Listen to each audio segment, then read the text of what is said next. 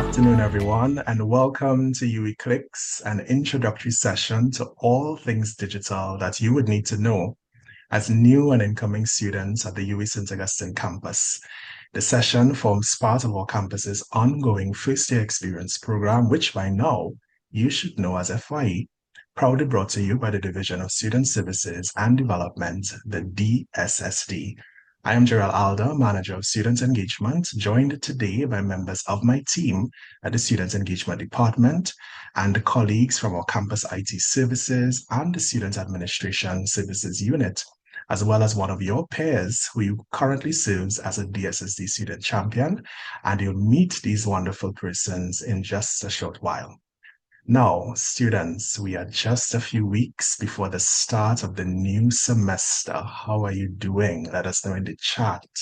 Are you okay? Are you excited? Are you a little nervous? Are you prepared? But once you're participating in FYE, you should be prepared, right?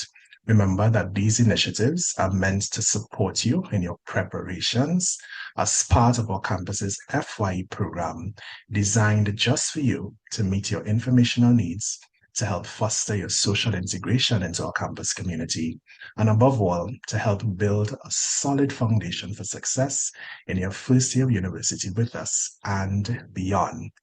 So for those of you who may be participating today in your first FYE event, we say a special welcome to you and thank you for making the UWI St. Augustine campus your choice to have your university experience. We are indeed committed to helping you succeed every single step of the way. And for those of you who are returning, this is another FYE event that you're part of. Of course, we say welcome back. We're always very, very happy to have you. Now, to our new students, if you have not already done so, here's a gentle reminder to check out our FYE YouTube channel for recordings of past virtual sessions held over the last few weeks on registration, academic advising, student fees, available scholarships and bursaries, campus life involvement opportunities, student support services, and so much more.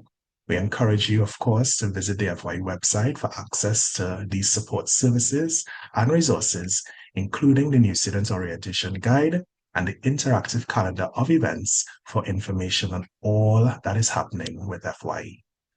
So in Uwi Clicks today, our discussion is focused on raising awareness around your responsibility in this process as an incoming university student. Responsibility as it relates to cybersecurity. All right. You will also benefit today from a visual introduction to the student portal, as well as the technical support that is available to you. As always, you are encouraged to be attentive in the session, take notes as we go along, keep your microphones muted to avoid interruptions, and to ask questions at the appropriate time so that you may get the most out of today's experience. Now that I've covered and outlined the information that will be shared with you today on what to expect, it is my pleasure to invite our first presenter this afternoon. He is the Acting Enterprise Application Support Manager at our campus and an IT expert and prominent researcher in organizational transformation leadership. Please help me welcome the very cool Dr. Novak Goandan. Dr. Goandan, over to you. Hi, good afternoon, Gerald, and thank you for the warm welcome. Just before I start, though, I see that the FYE team has some really cool t-shirts, so I think everyone in the chat should give a thumbs up or something if Gerald can send over a funky t-shirt for me. Just saying. So, students, welcome to the St. Augustine campus. My name is Novak Gowandan from Campus IT Services, and many of you would be coming across to us over the next few years because Campus IT Services sees you from start to finish. So, we'll always be here and we'll always be happy to help you all. So my focus today really is on cybersecurity for you as tertiary level students. So some of the common cyber threats we'll be discussing today would be phishing, quishing, some considerations for backing up or protecting your data, the importance of updates, the importance of having the correct software, protecting your digital footprint, understanding what is internet addiction, and of course, the burning topic of the day, the use of artificial intelligence as a student. So phishing at the St. Augustine campus happens. It typically comes via an email. It may look like an authoritative email, from someone in the administration. It may come from a fellow student, but the message is almost always the same. You would get a sort of note saying that if you don't take any particular action, your email account may be deactivated, your registration may be impacted, or something of that nature, urging you to take action now by clicking a link. So it would trick you to either revealing sensitive information, credit card details, or other personal data. But I can let you know that the UE administration will never ask you to update your password by clicking a link. We will never ask you to pay your fees by clicking a link. We will never send an email with weird fonts, colorful fonts, or inconsistent formatting in the email. And we will never threaten to deactivate your Microsoft account. You may get an email from the Burza if you've not paid your fees on time, but that is a separate communication that comes as it pertains to financial clearance. And you will learn more about that when the relevant folks chat to you about it. So phishing is also known as QR code phishing, and it does the same thing. It tricks you into scanning a QR code to reveal some information. It takes you to a website, it installs a piece of malicious software. You may see this around campus where a valid vendor may put up a QR code for a contest or a promotion, and then you have malicious threat actors who would put their own QR code on top of that. So my advice is generally don't trust any that you see, no matter if it's on campus, off campus. Uh, don't trust it. That's just my personal take. And as a bonus, there's also one called smishing. So, anyone wants to take a guess in the chat what they think smishing is?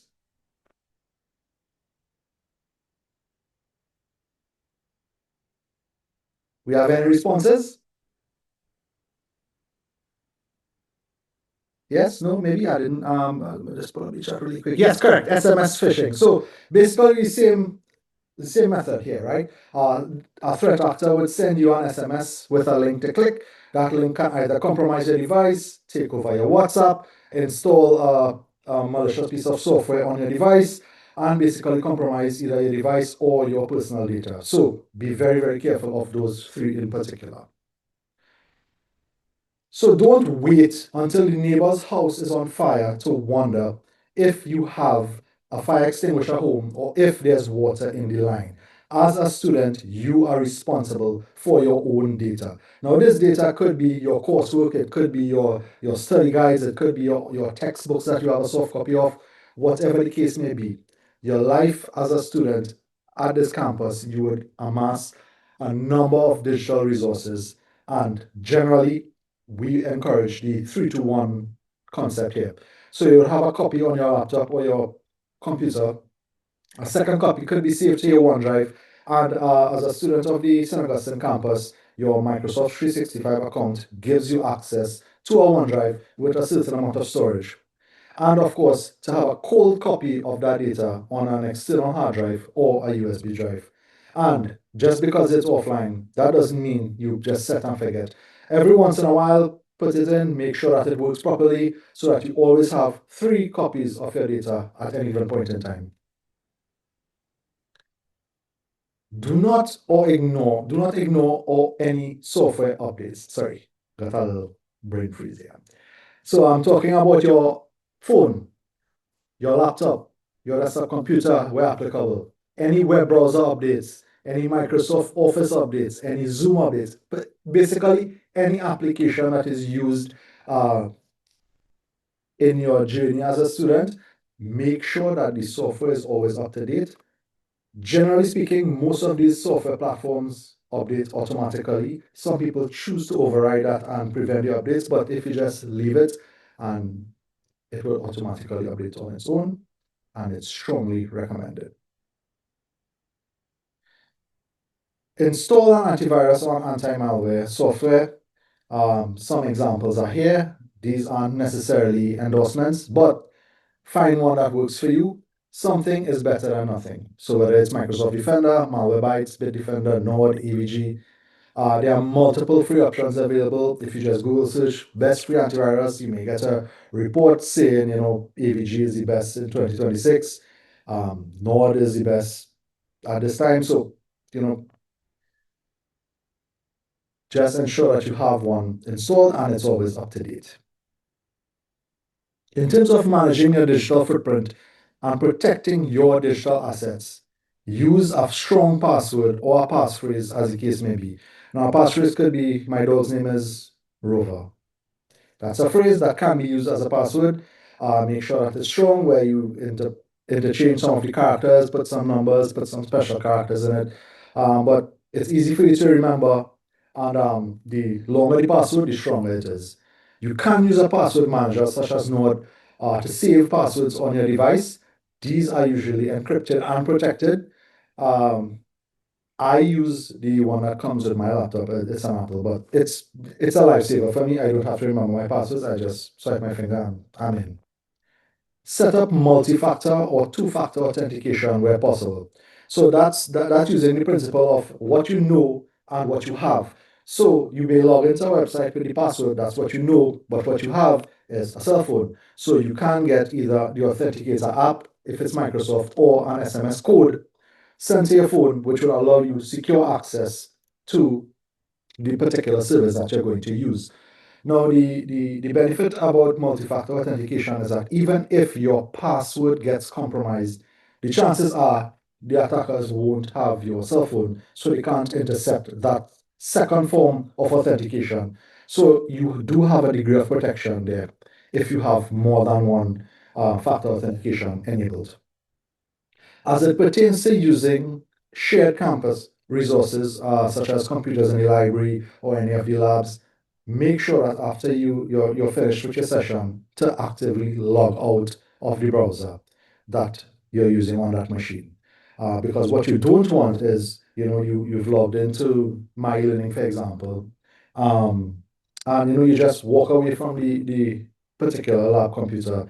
Another student can now come in and wreak havoc on your account because it's still signed in. So make sure to sign out of everything. So if you've opened the portal and then go to My Learning or go to email, make sure that you actually click the sign out option for each of those windows that come up. That's the safest approach to ensure that when you're using shared resources, that your profile remains protected. And think before you post. This is just generally speaking here on sort of managing your online presence. Before you post something, think is an acronym for is it true? Is it helpful? Um, what's the I again? I can't remember. N is for necessary and K is for kind. But basically, it's about reinforcing a positive presence. It's very easy to troll. It's very easy to get involved in politically sensitive discussions online. As a student, some of these things that you may go and post now could come back to bite you later on when you start to work. So just generally follow. It's bothering me. True, helpful, inspiring, necessary, and kind. Right. So we're back to my screen, right? Yeah. So make sure that whatever you're posting on your social media sort of builds your presence and doesn't serve as undermining the foundation of your digital presence as you progress from student to graduate to a worker. Internet addiction is the excessive and uncontrollable consumption of internet related content, resulting in deterioration of a person's mental, physical, and social well being. Now, this is very important. I think we're currently looking at a generation who's permanently tethered to their devices. Their heads are always down in their devices, doom scrolling, IG, TikTok, consuming content at a breakneck pace. For me personally, I mean, I'm a millennial, and I can't tell you the last time I picked up a physical book. I'm always on my device as well. And it's very easy to go from being entertained to becoming addicted. Now, the campus does have a health services unit, and there is counseling available. So if you are having, challenges with internet addiction or other forms of addiction, electronic related, there are resources on campus that can help you, manage the situation and get you back up to healthy levels. Now, the last point I have here is the use of AI tools and platforms. And I have two links up here that I think would be extremely beneficial to you as a student. It's the UE AI policy. And our colleagues at the Center for Excellence in Teaching and Learning developed a really cool tool on to navigate the UE's policy. So that's the first link.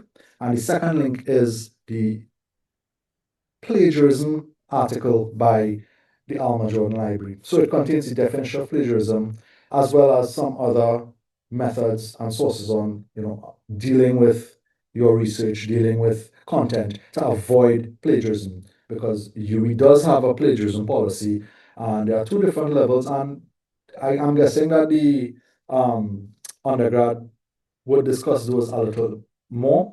But in terms of cybersecurity and my conversation here with you today, I want you to consider three things: your intellectual property, your data rights, and your privacy. So, in terms of intellectual property, it's very easy to fire up ChatGPT and ask it to do an assignment for you.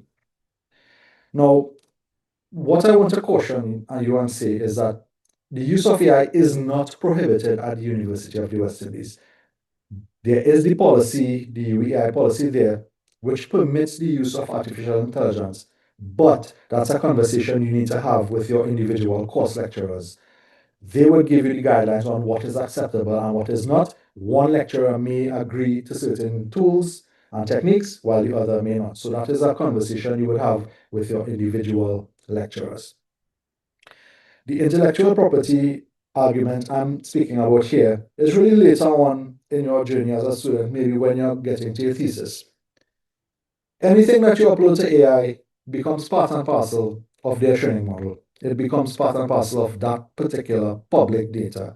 So, you're working on a thesis, you think that, okay, fine, let me throw this on ChatGPT or Gemini or Claude or whoever the case may be to help me refine it. Well, your research now is part of the public training data set, and you may be possibly flagged for plagiarism on your own work now because it's out there. So be very, very careful of what you engage these chatbots, these different AI tools with in terms of your personal academic data. In terms of data rights, it may be very tempting to upload a spreadsheet that you have to analyze for a class assignment, or even as part of your research. The contents of that spreadsheet would basically become public information for all intents and purposes, because you don't have control over the data that these providers, once you upload it to those platforms, they have ownership of it. And that's not something you want. So, think of your own privacy, keep your interactions with these tools at a very high level. Try to avoid personalized information, try to avoid other people's personal information when you're interacting with these tools. Keep the plagiarism policy in mind when you're using different AI tools for your schoolwork. And of course, definitely navigate UWI's AI policy. This is relatively new. I think it was launched October or November last year. So it is relatively new. Go to our colleagues' site at the CTL and interact with it. And that's it from me. These are some contact points that you can reach Campus IT Services. Our extension is 662-2002, 8HELP. Our website is sta.ue.edu/sits. If you reach us via email, servicedesk@sta.ue.edu, and we are physically located next to the UE bookshop. So once you can find the UE bookshop to the north of the campus, you can find Campus IT Services. So that's it for me. I think I'll take any questions if they come up. Thank you so very much, Dr. Gowandan, and students. You know the drill around here. If you've participated in FYE initiatives, we want to show some love to our presenter. I know he may have stepped away for a bit, but I'm going to invite Dr. Gowandan to just join me back on screen for a second. So students, we want to take any questions. Of course, you would have heard some really great insights from Dr. Gowandan, and I'm seeing some love coming through in the chat as well. I did introduce him as the very cool, and now you see why. All right. So, Dr. Gowandan, thank you so much for sharing these insights. I want to give students an opportunity to ask any pertinent questions based on what was shared. I already see one in the chat, but before I do, I want to highlight something very important that was shared by Dr. Gowandan in his presentation, right? So, he would have mentioned the plagiarism that policy on plagiarism. And students, if you don't know it, you will know it very soon. That is something that you must be very concerned with as a university student. All right, the universities do not, and certainly the UWI St. Augustine does not take lightly to persons who are in breach of plagiarism. Who is involved in it. All right. So you want to be sure that you take some time to familiarize yourself with what is expected of you. All right. The second thing is that UWI AI Policy Navigator. Very, very important. So I'm hoping that before the start of the academic year, you will take some time to familiarize yourself as well with that document. All right. And finally, Dr. Gowanda, in terms of what I would like to highlight from this presentation, intellectual property, data rights, and data privacy. I'm hoping that I got those three very important pillars that he would have shared with you that you should also be very concerned with. All right. So I'm hoping that you've been taking notes, and that's why this session is important. All right. So I'm seeing a question in the chat, and that question is, what about using AI to summarize notes? Dr. Gowandan, anything you want to share in response to this question for the benefit of all of the students on the call? Absolutely. So I don't have a problem with it. I think that it could be a very useful tool once you apply it in the right context. And Notes doesn't contain any personal information about you or your colleagues. The caveat here is that you need to know of the accuracy of some of these tools and whether it leaves out salient points, whether it is faithfully transcribing these notes and summarizing them. So you may need to tweak how you interact with it a bit. It's called, well, I mean, you all are familiar with this. So it's how you structure your prompt to summarize these notes. I wouldn't necessarily trust some of these existing platforms of the bat. I would always sort of verify the output that is giving me. So if you're using it to summarize notes, just read it over the first few times. Make sure that it didn't leave out anything. Make sure it didn't add anything because AI is famous for hallucinating and inventing content that wasn't even there in the source material. So be very, very careful of how you're using it. Verify that it is faithfully bringing across the information that you need and verify that it's not adding any, ghost content that doesn't exist because it does that. I've seen it. I've tried it. Wonderful. And I know that it may be situational, but I think you may have already covered this, but just for the benefit of everyone on the call, I'll still ask the question. And that is, what if you are doing research on the website you are referencing used AI? Can you still use it or not? I know that it would be situational, but any thoughts that you may want to share there, Dr. Gowandam? So if you're doing research and that comes up, I think a very useful thing would be discussing it with your research supervisor or your lecturer, as the case may be, for the same concerns, right? If a particular research article suggested that it used AI, um, you can't verify the accuracy of the AI's output. So you need to take it with a grain of salt. So I would say, yes, you can use it, but just confirm with your lecturer how comfortable they are in using it in your final work. And that becomes more important, really, at the end of your journey when you're looking at your thesis. Wonderful. So what you're hearing here, students, is that you are encouraged to engage in dialogue with your lecturers, those persons who will spend that time with you in the classroom, who will be reviewing the work that you submit.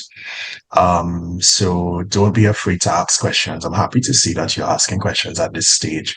And that's an important responsibility that you will have as a university student. All right. Do not make assumptions. That is not a great move at all. Ensure that you ask questions so that you get any sort of clarification that is required. All right.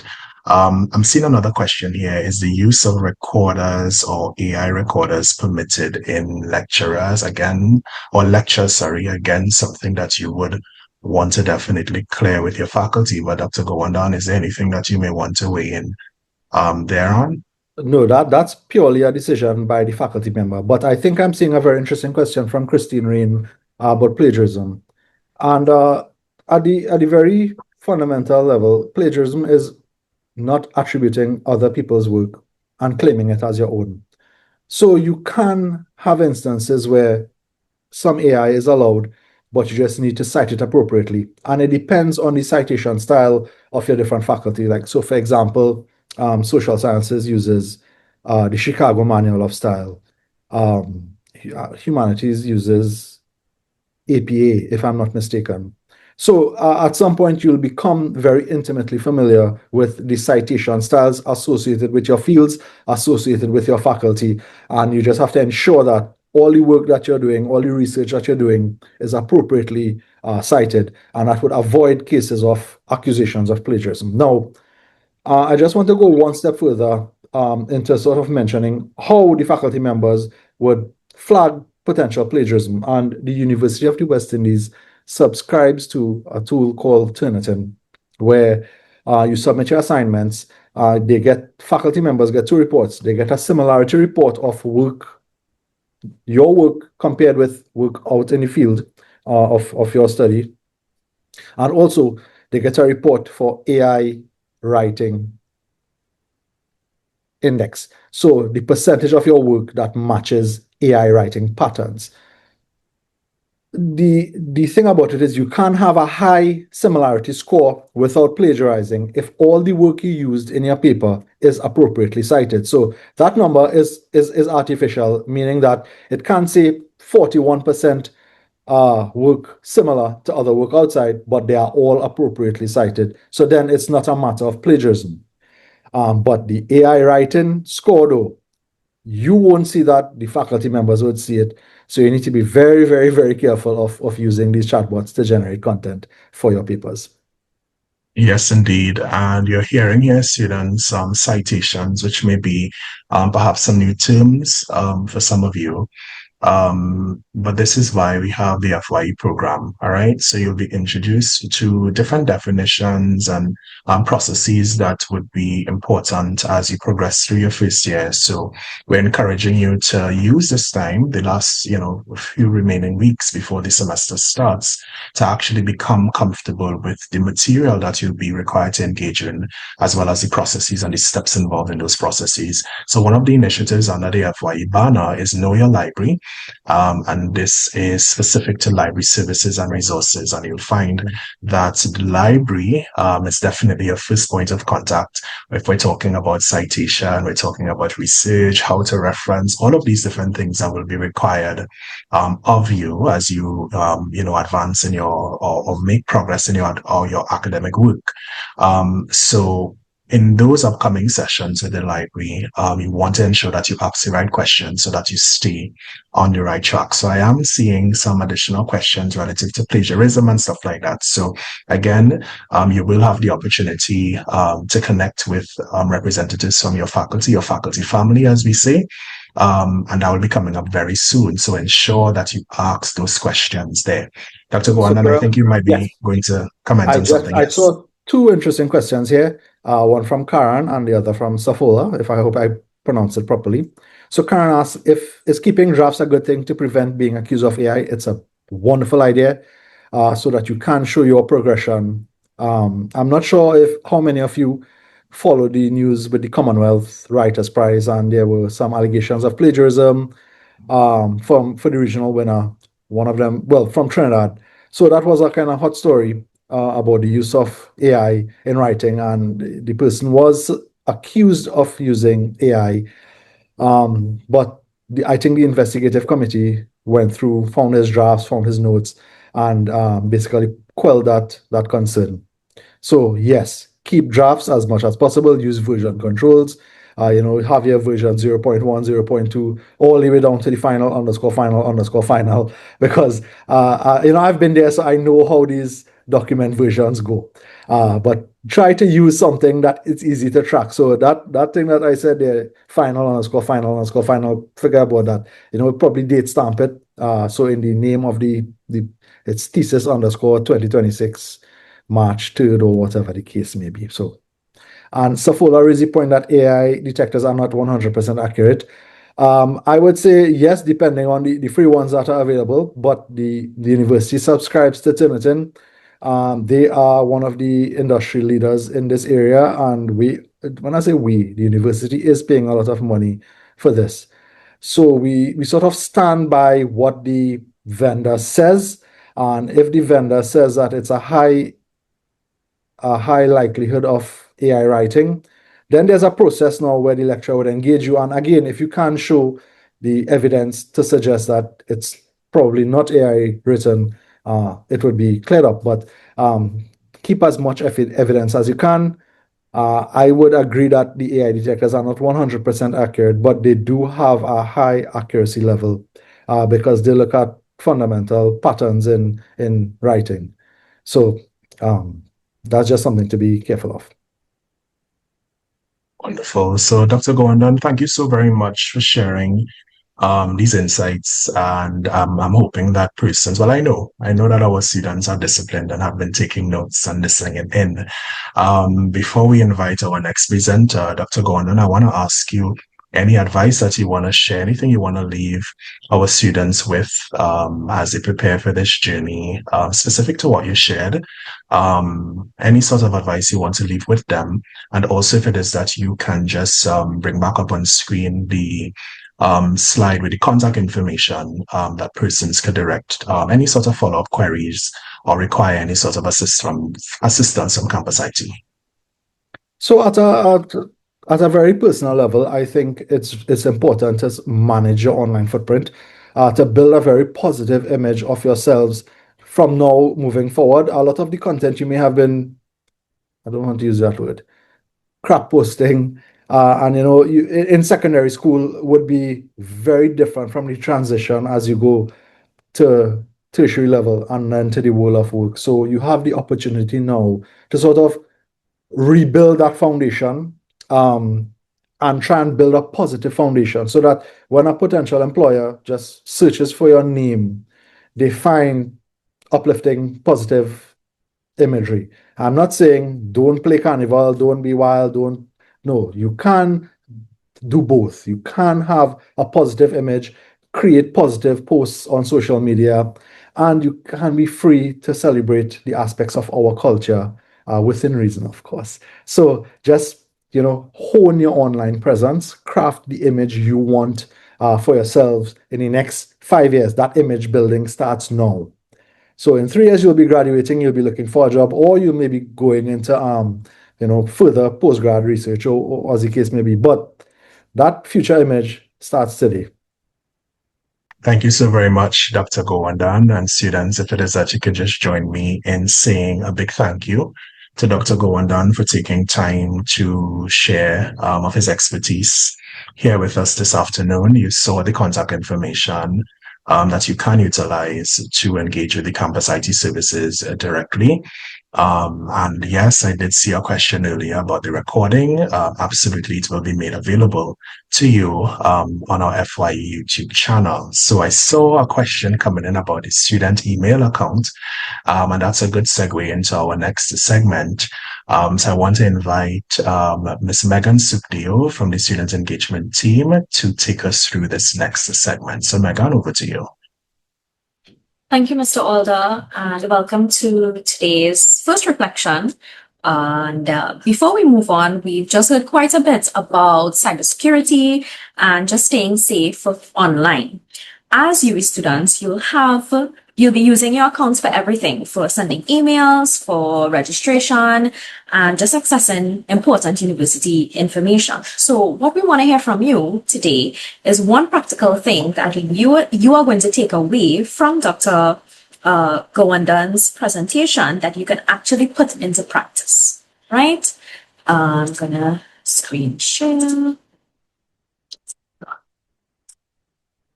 Actually, y'all could just put it in the chat, right? So y'all are gonna complete the sentence. That is one thing that I'll do to stay cyber safe. And y'all could just put it in the chat. You all have a chance to win a Rituals gift card as well as a Rituals merchandise. So don't be afraid to put your practical tip that you all will be taking away, and we'll be taking note and choosing a lucky winner. Exactly. Do not scan every QR code that you see. Excellent. So you all have been listening. Have a long yet easy to remember password. That's a good one. So certain strong passwords. Do not click any suspicious links. Right? Ooh, I'm seeing a lot. You all really took in that engaging presentation? Did you be safe and secure with everything? Sign out of things, especially when you're using, yes, not your own, right? One thing I'll be taking away is limiting the use of AI and take advantage of campus library. Excellent. All right. Great. So, Mr. Alder, I see that we have quite an engaging bunch and they are taking in everything that we are so generously giving. So we're going to head into the next segment and I hand back over to Mr. Oh, thank you, Mr. Leo, and thank you to all of the students who participated. Very happy, very encouraged as well to see the responses coming through in the chat. So it's my absolute pleasure at this time to invite one of our very own student champions. He is one of your peers that you will soon come to know. Some of you may have seen him at our recently concluded FYE Mixers. And Zorian Zufil is here with us this afternoon to give you a visual introduction of the platform that we call the Student Portal, a very important space that you will be navigating in the next coming weeks as we prepare for the start of registration. So Zorian, I'm handing over to you. Thank you, Mr. Alder. Welcome everyone yet again to Uwi Clicks. My name is Zorian Dufila, as he has mentioned, and I am a student champion currently pursuing a double major in geography and agriculture. And throughout this present session, we have been hearing a lot about the student portal. But what exactly is the student portal? Well, the student portal acts as a secure site to access resources as well as information and web apps that you'll be using quite frequently throughout your UWE endeavor. But touching on that, how do you access the student portal and how do you navigate it? That's what we will be doing throughout this session. And not only shall this session be informational, we shall also be getting a lot of tips and tricks to help you be efficient with your times. Speaking of which, our first tip of the day is to subscribe to the FYE YouTube channel to get a report to see past events that may have occurred, as well as this one to rewatch at your own leisure. So let's get on with our presentation. I'll share my screen now. Like that. So how do we access the student portal? How do we find it? Well, it makes it quite simple for us to access the student portal. All we have to do is type in my.uwe.edu, and we are reached the site. But what if you can't remember that? You can also type my.uwe. And usually it's the first option that you see here. By clicking that, we are brought to the pre-launch page. This page shows you all the campuses that we have and allows you to select the one that you are attending. And assuming here that everyone is attending UWE St. Augustine, so you're going to select UWE St. Augustine. And then you'll be brought to this page. And that brings us to our second tip of the day, knowing your student ID. On your acceptance letter, you will find that there's a 8-digit code, and that is your own personal student ID. Not only will you be using this to log into the student portal, but you'll be using it to enter into your exams, as well as putting it on some of your coursework so your lecturers can identify you. Continuing with that, I know my student name, I know my student ID number. So I'm just going to enter that in. And then we are brought to the password. Being a first-time student, this may be the first time you're interacting with the student portal. And what is recommended, what is told is that your password is temporary. It is given to you as your date of birth. So for instance, if your date of birth was today, it will be 2026-2026, 08 August 10. So that will be in the format year, month, day. So keeping that in mind, that will be your temporary password to enter into the student portal. So once you enter your ID number as well as your password, you'll hit login. Then enter my password. I'm good. That's good. Keyword with that password being temporary, but we'll touch on that in a little bit. giving us a little chance to, which moves us to our next tip of the day, which is to bookmark. Be sure to bookmark the student portal as well as any other important sites or pages within the student portal so you can have quick access to it. An easy way to do that is to just press this little icon here in Chrome, or some browsers have it in the sandwich menu by clicking the three dots, navigating to bookmarks, and then pressing bookmark this tab.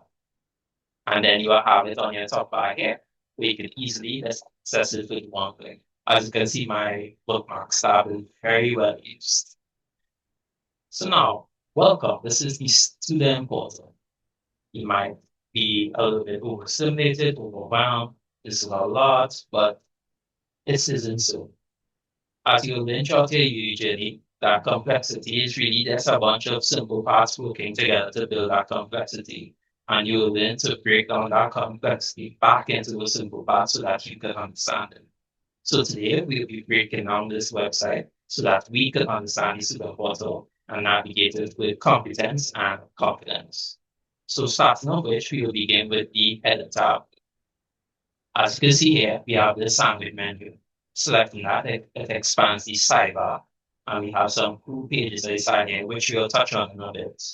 Next to that, we have the search bar, where you can search for any content on this page and for a keyword that you may be looking for. Then we have a little banner section here with some icons. The first two are social links, which brings us to another tip of the day. Follow the University of the West Indies on Facebook and Twitter. And then we have a nice icon for videos, which we will touch on when we go to the side panel. And then we have a question mark icon. This is portal help, and by selecting it, you'll be brought to a page with frequently asked questions about the student portal, such as resetting your password. But we will touch on that a little bit when we go to the side panel as well. Lastly, we have this notification icon, as this website is connected to many different services, and they will all can send notifications through the student portal. So make sure to keep your eyes open to see if you get notifications to keep updated. And last on the heading tab, we have this little profile section here where you can see your profile icon as well as your name. And by selecting that, you will see three options. The first one being profile. Clicking on that, you'll come to this page and we have a little bit of information. Might not look like much, but we have something crucial, very crucial here. This is your student email. Yours might look a little bit different to mine, but every student registered with the University of West Indies has a unique student email. And if you are not too sure what that email is, you could always come to this page and access it for your own viewing leisure. Next, underneath profile, we have a page called Preferences, which is some configuration settings for messaging and notifications. You can play around with that to see what you prefer. And then lastly, we have something very important in this menu, logout button. As was touched on before, you may be accessing shared resources, and it is very important that you log out every time that you step away or finish with the student portal or any service that you're accessing, so people don't get a hold of your private information. And then with that, we go back to the home page. But rather than pressing the back button to go back, there's another way that we can do. We can press our hamburger menu and then select home. And like that, go back to the home page. Isn't that interesting? Maybe not, but it's good. Then we have this side panel. At the top, you'll see a search bar where you can search for apps within the side panel. So let's say you want to search for photos, you type in photos, and boom, you get photos. You already went to go by pressing this, you go home. Underneath, you'll see My Connect. As touched on before, this portal can send you alerts and notifications from various sources, such as your lecturers, your faculty, or even the campus itself. So keep your eyes peeled and keep on checking to see if you get any updates. Next, we have something a little bit more private, which is messaging, where your lecturers, TAs, as well as any staff can message you concerning your academics, registration, and things of that thing. So another place to check. Underneath, you'll find My Apps. Student Portal is an extraordinary website that's connected to a myriad of different apps that help you with your academic journey, some of which are going to be a little bit more touched on in this session, but a brief run through of them you will do right now. So first we have My E-Learning. This is how your lecturers will send course material, assignments, and also how you'll submit them throughout the semester. Then next up, we have UELink. As was touched on, this is libraries online service where you can access books, journals, and articles so that you limit your plagiarism and so that you don't get flagged for stealing people's work. Next, we have MySQL area. This is where you could do registration, access your personal information such as your student records, your grades, and financial information. Next, we have My Email. By clicking this, you'll carry to your student email, of which is the same email address that we found in the profile tab. And that brings us to our other tip of the day. Always check your email. Throughout your university life, you will get a lot of emails, and it's very important that you keep on checking them so that you don't miss assignments, you don't miss events, and you don't miss pretty much everything that's occurring on campus. So always be sure that you are checking your email. Next, we have e-journals and e-books, which is also a part of ULink. So you can get access to online journals and online books so that you don't plagiarize or have to rely on AI usage. Next, we have pay and online payments. This is how you register to pay your fees, as well as set up a tiered system where you can pay your fees at a given set time. Next, we have class timetable. During your university, you have to go academic advising and get registered for certain courses, and you have to create your own timetable to manage your time effectively. Using this class timetable, you could plan, you could schedule, and make the most out of your UV life. Next, we have the exam timetable. At the end of every semester, there's usually final exams, and they usually update this to show you which exams that you have and where they are located. So you always check this around exam time to see when your exams will be taking place. And lastly, we have Flickr, which is the campus's Flickr account, which shows you images of a past event. So maybe you went to an event and you want to see if you see yourself, you can see a photographer, you may go here and you can see yourself. And speaking about photos, we also have the photo page where you could also look and see about past events. If there was a photographer at it, you can see the Deaf Education Conference of 2026. So you can always look through there and see if you're found with this event, if you were there. Then we have social links, which again I would implore you to follow the University West Indies on Facebook and Twitter to keep updated. And now we come to my drive. As you may know or may not know, the student portal is linked to the Microsoft ecosystem so that you have your own personal OneDrive. And the student portal is linked to so that what you upload here is also linked to your OneDrive. So you could upload your class notes, you could upload files, you could work on group projects together using this. And as you can see, I'm not too up to date with sending files here, but I'm currently making the transition, trying to utilize it more. I implore you to utilize it more. Utilize it as well because it's very useful. And then we have videos, which are videos that the campus may have posted on their socials or wanted the students to be aware of. Like here we see some deep sea footage of an octopus now of volcano. Very cool stuff.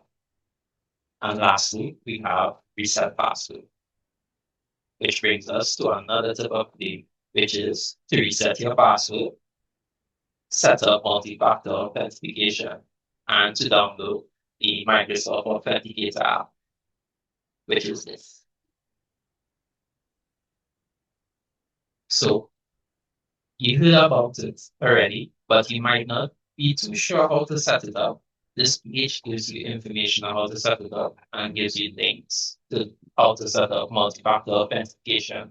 So in step one, by clicking this link, and then as page loads, you'll see that there's a myriad of information about the benefits of multi-factor authentication. but it's currently not loading, so you'll skip on that for now.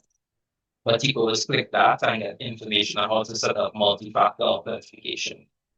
And here it also shows you how to reset your password because it's very important that you reset your password. Anybody could find out your UEID number as well as your date of birth, and they can have access to all your personal information. And that's no bueno. You need to reset that password. All right. Now we go back to the home page. Back home. Now, let's focus on the meat and potatoes that's this week. So you might be looking around and see different sections. So firstly, we have the announcement board where you will get like advertisements, you might get updates on like payment deadlines for fees or things that are occurring around campus. You'll see them on this announcement board. This is one of the ways that marketing and communication will also keep you updated with what's going on campus. Next, you will see my apps, which we touched on just now. So here's just a little quick access panel for you to pick the apps. Then at the bottom here, we have notifications as well. And next to it, notices, news, and events. We updated on all these things. And at the bottom, we have My Connect that we touched on.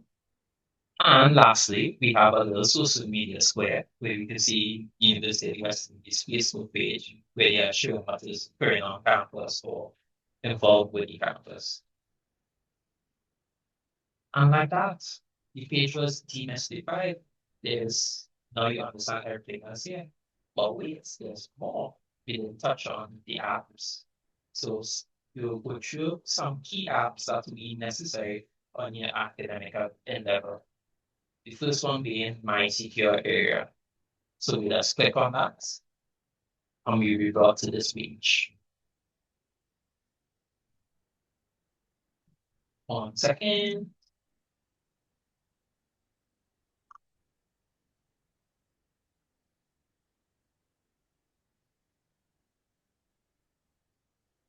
Not sure what's occurring. Let me try again. Right, here we got to this page. So here you'll see two options. You'll see personal information. This will be like your number, your emergency contacts, as well as the change your PIN. So you can view this information, change your PINs, or customize your profile how you want it to be. And then above that, you'll see student services and financial aid, which will be tracking because this is the registration as well as your student records. And then you will see these four options. You'll see student bank information, like if you have your information saved to decide to do your fees. Then above that, you'll see the deputy principal. This is if you want to send a request to get a consent address, but remember, this is our last resort. This will be using this willy-nilly. And above that, you have student records. This is where you can see your holds on your account. You can see grades, transcripts, all those sorts of stuff. Even your past financial payments and things of that vein. And lastly, at the top, we have registration, which, as the name implies, this one deals with registration. And you'll be brought to this page. Going from the bottom, you'll see that we have special requests. We have application for change of status and leave of absence, which may not be applicable to you right now since you're now entering the university. But let's keep in mind that this is here. Then above that, we have faculty overrides. You may need to use this in cases where you register for a course and you get an error or need a faculty override. They may direct you to this page. So let's keep a note of where this is. And then you will see removal of holds on your account. So what is a hold? Holds are, it could be given for different reasons. It could be given that you submit sufficient documents or you didn't meet your financial payments, and they may place a hold in your account, ban you from accessing different services and doing different things. That could stop you from entering exams, that could stop you from accessing the portal itself and various different things on campus. So be sure to upload all the documents and pay all your fees on time, and it will be smooth sailing. Above that, we have withdrawal information. So let's say you want to withdraw from University of West Indies. This is how you access it. but I doubt anybody here wants to withdraw from West Indies right now. Everybody's excited and ready to go for next semester. And above that, we have student detail schedule and student schedule by the end. This has to do with the timetable, which we'll touch on in a bit. So keep that in mind. Then we have selective. That's just the selected term that most of these pages are going for. So like if you want to select semester one, you can select semester here, and everything will be updated to show data for semester one. Then above that, you'll see registration map and guide, which you'll click into in a bit. And then above that, registration status. This shows that you're up to date on everything, that you're a student, that you have academic clearance, and as well as what courses and credits that you have on your account right now. So going into the registration map and guide, we got to this page. And I implore you to read everything on this page. As you can see, it has installment days for payments. As you can see, it has 3 payments. If you miss these payments, you could get an AR hold on your account, which is not good, because as touched on before, it will prevent your access from e-learning, which will stop you from submitting your course assignment. It could even stop you from going to your final exams. So be sure, guys, to pay your fees on time. As the campus hosts everywhere, AR holds keep you back. They literally do. Then at the bottom here, we have registration mode roadmap, because what's a journey without a map? They less lay it out for you, and they give you an order in which you register for your courses. Since the semester hasn't started yet, I don't have access to show you exactly, but we'll touch on those a little bit more in the next session. But just know that this first option enter semester one courses, that after academic advising, you'll be given a list of courses. These will be a four-letter and a 4-digit code, which will be attached to a course title. And by clicking this link, you will enter those course codes and you'll add them to your worksheet. And then, assuming you're not doing one course per semester, you'll go through that process of adding all your individual courses to the worksheet. And when you are sure that you added everything, you'll register for those courses and you'll be in these courses for the next semester. Then, after completing that, you will be able to print your fee sheets. By clicking this link in number 2, it'll bring you to another page which will show you all your past fees paid as well as this semester's courses registered. It will show you the cost of them as well as any tuition fees that may be applied to your account that you need to pay for this semester. It will show you all that there. And this is important because it is necessary for like signing up, paying for showing that you paid your fees as well as to for your sponsor's payment. So keep this in mind that this is where you go to print your fee sheet. So when they say print fee sheet, come to this page and print your fee sheet. And then number 3 and number 4, very important. All students coming into the University of West Indies must register for fee pay to register for their fees. And keep in mind that on top of what the prices listed here in the print fee sheet, there's an additional $35 fee attached to registering to fee pay. So just keep in mind, add that $35 into what you're paying, and that will be the amount that you're paying in total. But the fee pay system will show that. I can't show you right now because I haven't registered for any courses, but keep in mind, this is how you enroll in fee pay, as well as engage in online payments. And do note that paying on this online platform is the quickest way to have it updated on your account. There are other methods, of course, but this one I found is the fastest one, is almost instantaneous, and the one that I personally use. So look into that. It's really cool. And lastly, we have check financial clearance. By clicking this, you can see if you're financially clear for the semester. Being financially clear allows you to have access to all the campus services, as well as to even access the portal and enter your exams. And the way that you maintain this financial clearance is meeting your financial obligations, as well as to upload all the sufficient documents that the university asks you to submit. And that will be it for the My Secure area. And see, you're already getting through this. You already know so much. So let's continue. We're going back now to the homepage.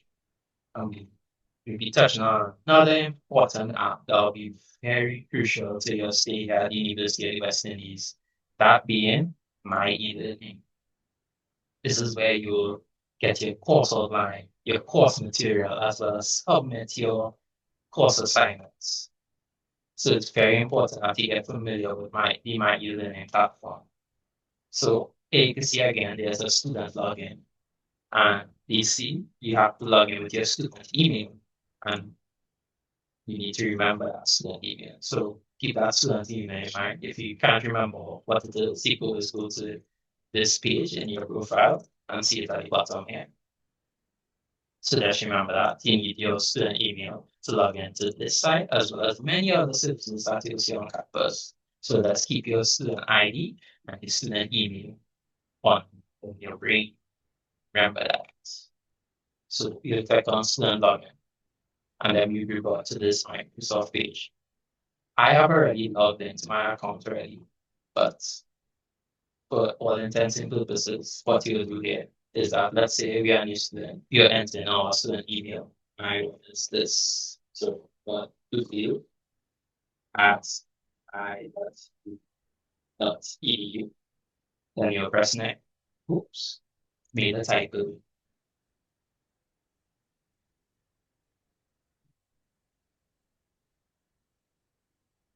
Right? And then you enter your password.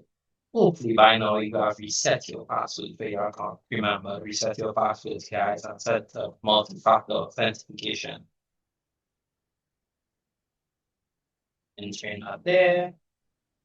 And then I'll press yes. And what you'll notice there is that it just went to this page, but when you log in, you may notice that there's a page prompting you to enter your authentication code. So that's why it's important to set up multi-factor authentication and download the app. So you will get the code that is updated on your phone, enter that into the computer, and you'll reach to this page. So just remember, guys, set up that multi-factor authentication. And welcome, this is my e-learning. Here you can see some courses that I did last semester, as well as some additional ones at the bottom. And to just give you a brief look around, these are all the courses that I have. And I'll just press into one right now. Let's look into biochemistry. And this is what they look at right now. The first tab will show you your the general course information, like your grades, as well as some course documents, like the course outline, lecture slides, as well as, if you scroll down here, you'll see some videos that the lecturer would have uploaded. And you'll see here that we have a lab submission box. As you can see, by clicking this, you can upload your assignments. Instead of having your different lecturers have this portal to submit this thing, this portal to submit this thing, at the University of West Indies, we have one way to submit it. So here, my teacher has nicely made some submission boxes for us to submit labs. And this is how we did it. We just click the link and inserted the document. But you have to be careful that sometimes they set the submission box to be single submission only. So whatever you upload there, it stays there and you cannot remove it. But how will you check to see if it's good in regards to plagiarism? We could go to our next step, which is use Turnitin. While Turnitin is a tool that the campus uses to check for plagiarism and AI usage for the staff to see if that you're not using someone else's work and not being honest. You can also use it as well to get a gauge of how you're doing in regards to citing your material. So how you will access that is by going to the side panel on the right, scroll it down, and then you'll see Turnitin. You will press access Turnitin here, and then you will come to this page. For the first time, you will see a link saying enroll in this course. You will select that, and then after to update to this page. And through scrolling down, you read all this information and scroll down, and you'll see these self-check boxes. These are quote unquote full submission boxes where you could upload your course assignments into. And like your Once in your official course, they will show you your plagiarism usage. They sadly don't show your AI usage, that's only for the lecturers, but they will show your plagiarism usage so you can see if you cited material correctly. So by clicking it, you'll be brought to this page here, and you can press submit paper, enter in your documents, and then submit the file, and then it will take a little bit of time, and then you will see a similarity report showing you how much similarity your paper has to other papers, and it will give you that report and what time it will show what time and give it its unique ID. And note to you, this is not something that the campus keeps or that your lecturers can see. This is only for you and for your own reference. And I implore you to use it as you engage in your studies because it will help you see your blind spots in where you may not have cited. So keep this to the mind. Which brings us to another web app that we need to get familiar with. But before we touch on that, we need to employ one of our tips already. First, we go to this top drop-down panel, and we need to log out. Remember, guys, always log out of all your different things. So we log in out, and then boom, we logged out. And we be brought back to the home page,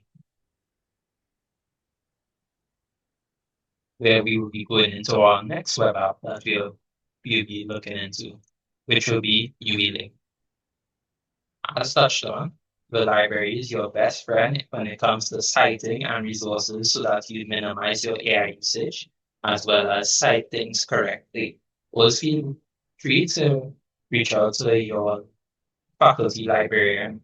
They are always very helpful in helping you cite things correctly, as well as going to the library sessions like the library tour or know your library to help you get a better understanding of how you can use the library to your advantage. And that will be our next step. Use the library to your advantage. Here in Uwi Link, you can see that you have access to ebooks, e-journals, as well as you have the search bar. You can type in a book that you may want to read to see if it's has a digital copy. Let's look for a biochemistry book.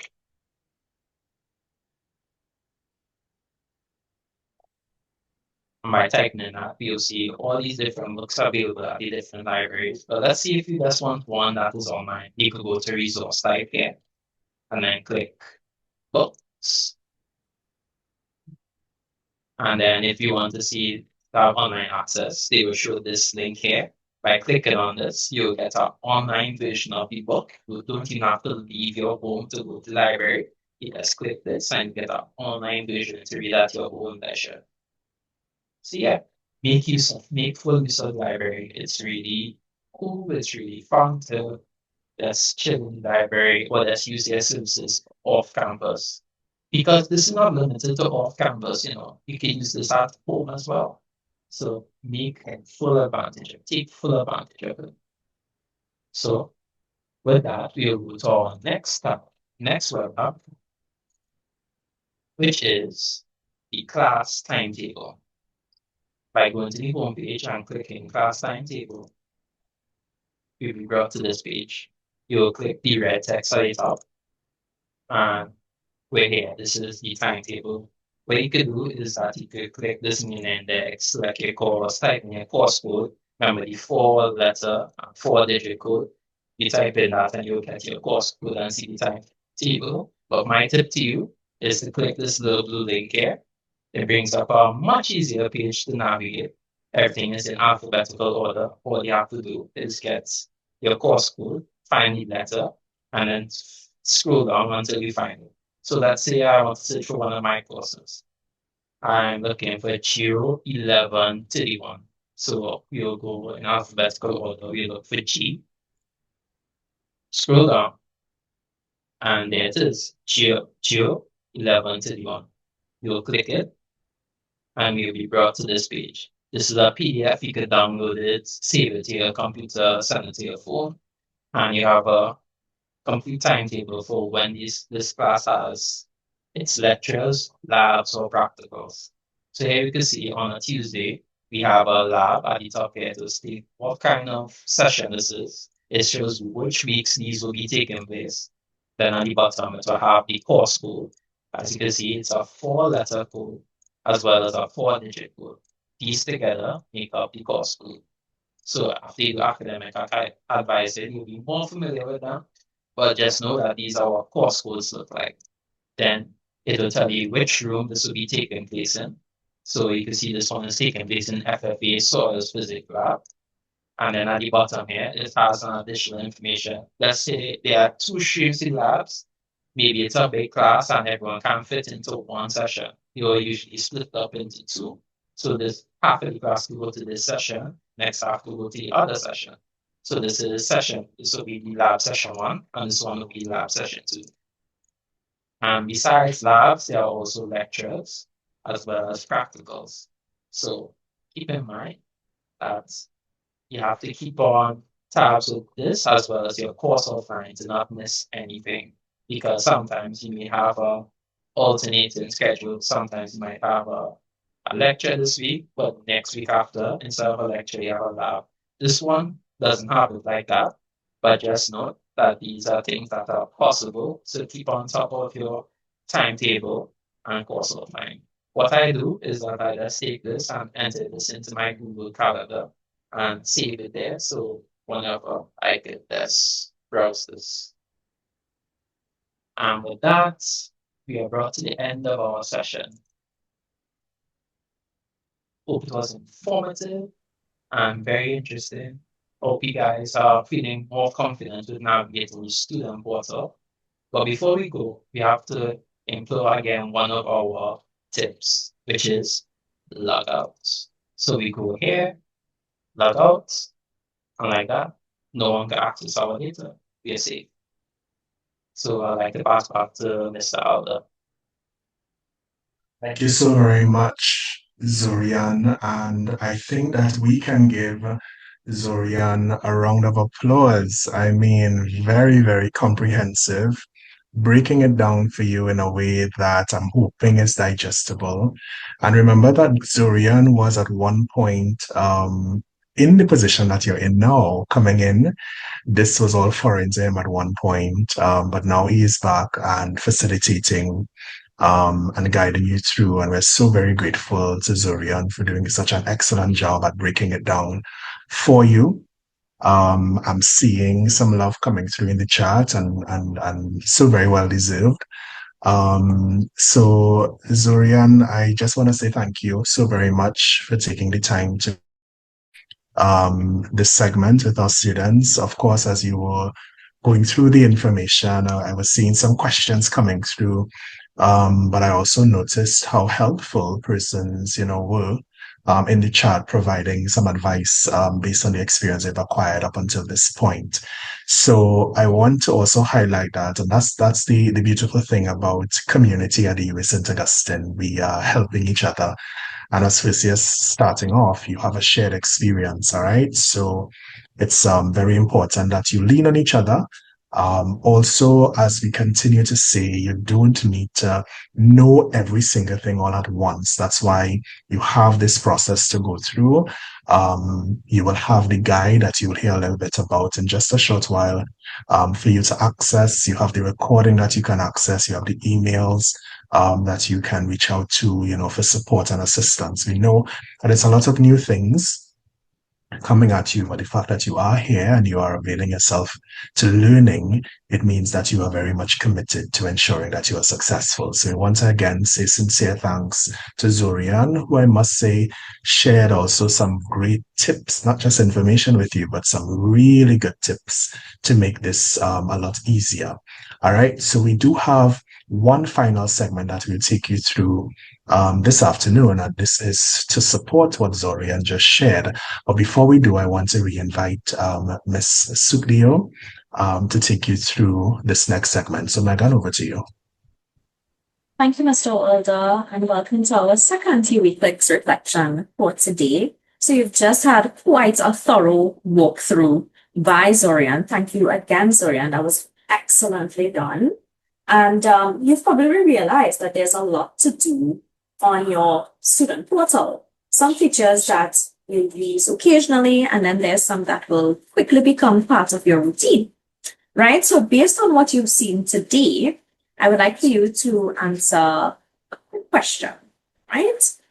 I would like for you to tell me what is one feature that you believe you'll be using the most on your student portal. And you can put it in the chat. You have a chance to win a prize. Again, it's sponsored by Rituals. It's a gift card as well as merch. Whoa, I'm seeing a lot of things coming in here. Yes, your timetable, my e-learning, library, of course. I saw a lot of questions coming in concerning the library. Sorry, I did quite a good job there. Your emails, excellent. Messages, honestly, yes, to get on top of your messages. Ebooks and journals, definitely your messages. Excellent. So you all think Zorian did a good job, right? You all see everything that you all have access to. So that's great. And I'm going to hand over to Mr. Alder to carry us through, introduce rather, our last segment for today. Wonderful. Thank you, Megan. I'm again also very encouraged by the engagement coming through and seeing that persons are already grasping what we're sharing. So it's my absolute pleasure this time to welcome from what we call the SAS unit, working in the background to support you in many different ways. It's my absolute pleasure to welcome Ms. Rochelle Boudou, who will share with you some insights into a very valuable support resource that will help you through what is coming up, known as the registration process. So, Ms. Boudou, I'm handing over to you. Hi, good afternoon, everyone. My name is Rochelle Boudou, and I am a member of the SES unit, that is the Student Administration Systems unit. And our purpose is to support university student information systems. In other words, we provide guidance and assistance with registration. And if you have any sort of registration issues, we can assist. So my main focus today would be discussing the undergraduate student registration guide. Zorian did such a wonderful job. I'm wondering if I need to do any more. It was so informative. So I am just going to reinforce what Zorian has said, but he did a really wonderful job. So before I share my screen, let me just discuss the undergraduate student registration guide a little bit more. So the purpose of this guide was to provide students with a step-by-step reference guide for registration. And this guide, it answers common registration questions you may have, and it also helps you to avoid mistakes that can delay your registration. What is inside the guide is it shows you how to sign into the student portal, how to register, add courses, drop courses, and just an overview of different things that you may encounter when you try to register. To access this guide or to find this guide, you can find it on the FYE website. That is the sta.uwi.edu/FYE. If you just type in UE FYE, the website is going to come up.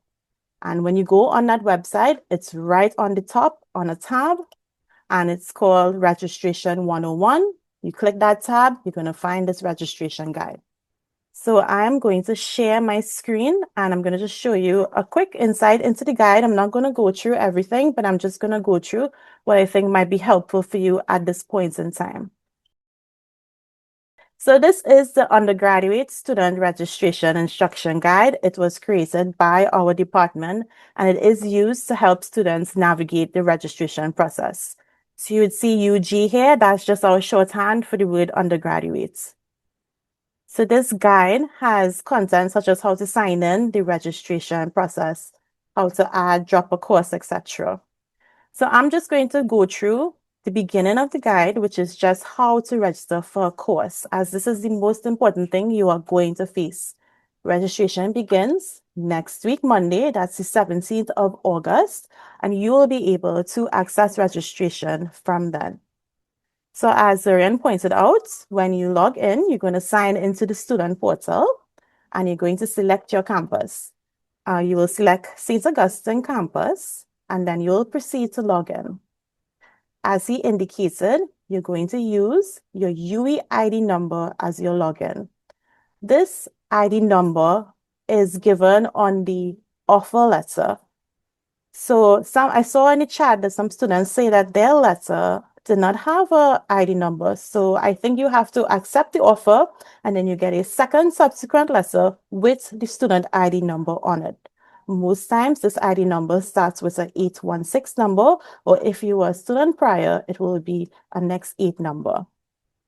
When you first log in, your default password is going to be your date of birth. It's going to be the full year, month, and then day of your date of birth.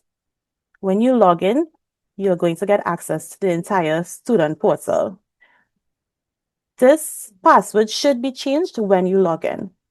But I also saw in the chat that students were asking about different passwords, for example, their email password.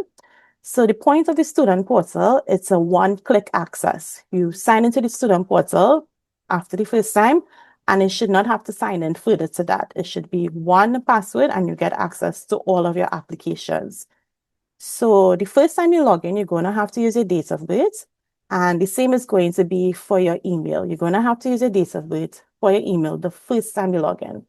When you change your password, that will become your new password for your student portal and your new password for your email. So the most important app, well, in our department, is called My Secure Area. This app gives you access to registration. So you just click it and it's going to carry you, as we saw before, to a page that shows student services and financial aid. You're going to click that and then you're going to be carried to this page and you're going to click registration. So it's all like self-explanatory. You're just going to follow everything that says registration so far. After we click registration, we will be carried to this page where we will select registration, map, and guide. So at this point, you will encounter something called the registration roadmap. So you will notice that it has different semesters. So at UWI, we have 3 semesters. We have semester 1, which is the current semester that we are heading into. It is running from September to December. We have semester 2, which runs from January to April, May, depends. And then we have semester 3, which sometimes we call the summer semester. So when registration opens next week, Monday, we will be registering for semester 1 courses. For some students, they will also need to register for year-long courses. This registration is done at this point in time as well. A year-long course runs from September till the end of semester 2. Hence, it's called a year-long, the year, an academic year. When you go to register, so you would usually go to your academic advising first. They will provide you with guidance on what courses you need to register for. And some might be semester 1 courses and some might be year-long courses. It is advisable that you register for your year 1 courses first. If you attempt to register for your year-long courses first, you will encounter a readmission error. So to avoid this and to avoid any delays in your registration, you register for your semester 1 courses first. So as Zorian indicated, you will, when you go to your academic advising, they will give you the courses to register for. The courses are made up of an acronym. For example, let's say we're going to do Introduction to Accounting. I don't know if that's the real name, but we'll just go with that. So it has a subject code, which is 4 letters, and it has a numeric code, which is four numbers. So for example, we want to register for accounting, Intro to Accounting, which is ACCT 1001. So at this point, it's not live, so I have to show you the screenshots here. But from next week, Monday, it will be live for you to do yourself. You're just going to click the Enter Semester 1 courses, and you're going to scroll down and you'll see something called Look Up Classes or Add Classes. So when you click this, we will be taken to a page that shows us different subject codes. So for our example, we're just going to look for the subject code ACCT. You're going to select it. It will highlight blue when you actually select it. And then you click Course Search. After this, it's going to bring up all of the courses, all of the course codes under the ACCT option. So in this case, in this example, we were actually looking for Accounting 1002. So I'm going to click View Sections. and it will open up to a next page with many options. As a new student, part-time, full-time, you will most likely be registering in the S01 section. So you'll notice here to the left that it has some boxes. You're just going to select the box that you're looking for. So in this case, we look for the ACCT 1002 S01 section. And we click the box, we check the box, and we press register. At this point, a quick note, some people press add to worksheet, and that does not automatically register you for the course. Please click register, and when you do, you're going to see that your roadmap page has a current schedule and it's going to be updated. And it's going to say web registered on the date that you web registered and what the course is. So this is just like a quick introduction of what the guide offers, and you'll be able to use it. There are many other things in the guide, so I highly suggest that you go onto the FYE website, you download the guide, and you get all the information that you need from it here. So the only thing that I will bring up here, again, in my presentation is the contact from my department, which is the SCS unit. So we do have a student support email. It is sca-banner.sta.uwi.edu. We also have several phone extensions, which we do answer. You call us, we will answer. And you can call for any issues that you have, or if you need guidance on the registration process. Not the financial process, but the actual registration process. If you get a little confused, if you get an error, if you don't know what an override is, we will be happy to explain and we'll be happy to support you during your registration process. So Gerald, that's it for me. I don't know if you want to take questions now or. I think that we are pretty good. I mean, you've really just reinforced and provided some additional insights. So I'm hoping that persons have been taking notes. We can show some love to Miss Voodoo, sharing with you a very valuable support resource, and that is the guide. And that's what we do here at the UWI St. Augustine campus. We care for our students, we support our students. And Ms. Budu would have introduced you to the undergraduate registration support guide. So if you have not already visited the FYE website by now, we encourage you to do so. And I will ask my team to also place in the chat for ease of reference the link to the website, particularly that section that discusses the registration process. So Ms. Budu, I want to thank you so very much for your time today, for sharing with our students, and for the support that the entire SAS team continues to provide. So thank you so very much. No problem. All right. So students, we are winding down. You've heard from Dr. Gowandan, that discussion on cybersecurity. You've heard from Zorian, who led that practical tutorial or walkthrough of the student portal. And you've heard from Ms. Udu, who introduced you to the registration support guide. All right, so I'm hoping that by now you've taken notes of the things that are required of you. I will re-invite Ms. Sukdiyo, who will do a final guided reflection, and then we will share some important reminders with you. Let you go. And of course, looking forward to seeing you at the next FY event. So, Ms. Sukdiyo, I'm handing over to you. Thank you, Mr. Olga. So as you all know, we've covered quite a bit today, from cybersecurity and just protecting yourself online to navigating the student portal by Zorian. You did so well, and just learning about the additional support that is available to you through Ms. Budu and the rest of her team. So before we wrap up, we want to hear directly from you. Think back to when you first joined us at the beginning of this session, and then compare it to now. And I would like for you to complete one sentence. One thing that I understand after today is, and you're gonna drop your answer in the chat for another chance to win one of our Rituals gift cards and merch. right? And I'm going to look out for these answers now. How to access the portal. Very good. Registration 101. Don't click add worksheet, right? Maybe check your spam. Registration. I'm seeing a lot of information. You all learned a lot on registration.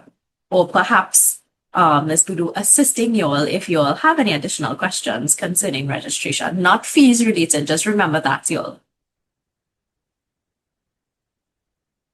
Right. I'm seeing a lot of, right, how to register for courses. That is very important. You must get your authenticator, right? That was from early on in the session. One thing I understand after today, you don't need to know everything at once. Exactly. You have to take it in strides. This is a process, right? Okay, excellent. So you all definitely were an engaging bunch. Hopefully after today's session, you're leaving not only knowing a little more about the systems that you all will be utilizing, but just feeling a little more confident in what you all are about to take on and how you all are going to navigate your UE experience digitally. Yes. So I'm going to hand over to Mr. Walter. Thank you so very much, Ms. Supio, and again to our students for participating. So students, a quick pulse check before we close off this afternoon. How are we feeling? Are we energized? Are we clear? Are we ready to go? Let us know in the chat how you're feeling. And even if you're still feeling a little unsure, that's fine. Feel free to reach out, all right? So our team will share the contact information that would help you to connect to us. And then, of course, there are the offices that you can contact directly, and you would have received those contact coordinates as well, all right? So before we wrap up, some quick reminders. Registration will begin on the 17th of August. So it's no longer 3 months away, no longer 3 months away, no longer a long time. But now it's literally in a few weeks. All right. So ensure that you take note of that date, August 17th. But also remember what the registration process will require of you. So it's not that on August 17th, you just go and register. Registration will open on that date.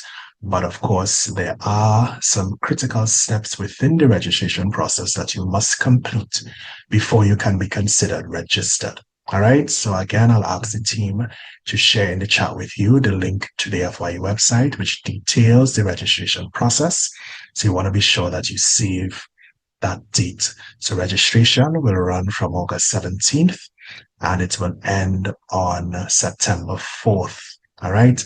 Late registration would start on September 5th and end on September 11th, but I'm pretty sure that no one on this call will find themselves within that late registration period.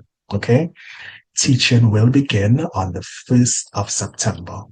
So I'm hoping that you have those dates somewhere for ease of reference, because they will become very important to you as you navigate and prepare for the next few weeks, all right, or days at this point. So I'm seeing nervous, excited, a host of different emotions.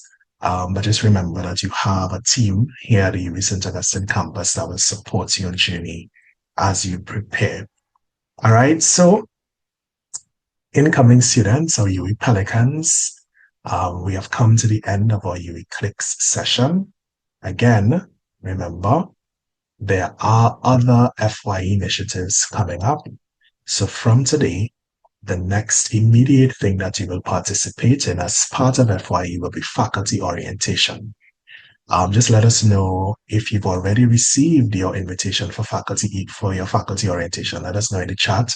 I know that science and technology will be starting tomorrow. Yes, I'm seeing some yeses coming through. Wonderful. So you've received your faculty, your invitation to your faculty orientation. So that's the next big thing, as we like to say, on the FYE calendar. So be sure that you stay tuned and keep checking the FYE calendar for updates. All right. So we trust that the information and advice and insights shared with you today proved to be useful. and that the experience of today has helped with your confidence once again as you prepare to start out your new semester with us in just a few days, literally just a few days. Remember, your first year experience continues with a number of exciting orientation initiatives and events for the month of August, including faculty orientation, as we discussed. For regional and international students that are on the call with us, you have airport meet and greet coming up. Remember, you can still book your one-on-one support sessions with us. We have a welcome reception planned for you, so we're looking forward to just welcoming you. Right? So I encourage you, all of you students, to stay tuned to your email for your invites. Of course, to keep visiting our FYE website to check out our calendar of events for all of the upcoming orientation initiatives. And of course, to be sure to stay connected with us on our social media platforms, including Instagram and our FYE YouTube channel. A recording of today's session will be made available in just a few days. Once again, my team and I would like to sincerely thank Dr. Goandan, Ms. Budu, and of course, Zurian for spending some time today sharing with you. And of course, you for being here with us today. So we look forward to seeing you at faculty orientation. And until then, we encourage you to stay safe and to do enjoy the rest of your day. Thank you. Hey Pelicans, thanks for watching. Make sure you like, Subscribe, follow, and share.